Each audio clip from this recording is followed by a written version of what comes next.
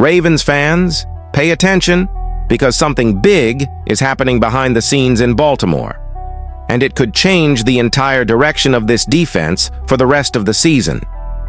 From the front office's quiet push for veteran reinforcements to the surprising decision to bench a promising rookie, the signs are finally becoming clear. And you need to hear this. But before we dive into this breaking story, I want to know what you think. And make sure you're part of every update. So go ahead and hit that like button, subscribe to the channel, and drop a comment below telling me your thoughts. Your support keeps these videos coming every single day. Ravens' aggressive search for a veteran DT exposes their real concerns. Over the past 5 weeks, Baltimore's defense has looked sharper, faster, and more connected, yet the numbers tell a deeper and more concerning truth. The Ravens are giving up 121.5 rushing yards per game, ranking 20th in the league, and their 15 sacks place them near the bottom of the NFL. Add to that the season-ending injury to standout interior defender Nnamdi Madubuike, and suddenly the defensive line looks dangerously thin. And that's exactly why General Manager Eric DeCosta has been working the phones almost non-stop.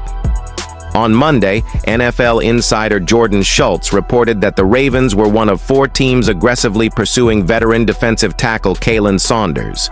Ultimately, Saunders signed with the New York Jets.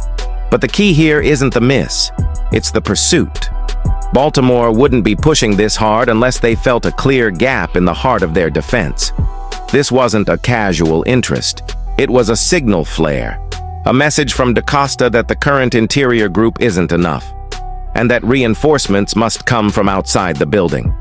And this is where the story takes a turn, because the search for a veteran directly exposes the coaching staff's hidden fears about a player they were once excited about. That player is Aeneas Peebles. Aeneas Peebles, the rookie who lost the coach's trust and can't get back on the field. For many rookies, especially 6th-round picks, limited playing time is normal. But what's happening with defensive lineman Aeneas Peebles is different, and increasingly concerning. Peebles hasn't played since Week 5. He has been listed as a healthy inactive for 5 straight games, even while Baltimore's defensive line battles inconsistency, injuries, and depth issues. When a rookie is benched while the unit around him is struggling, the message becomes loud and clear. The coaching staff does not trust him yet.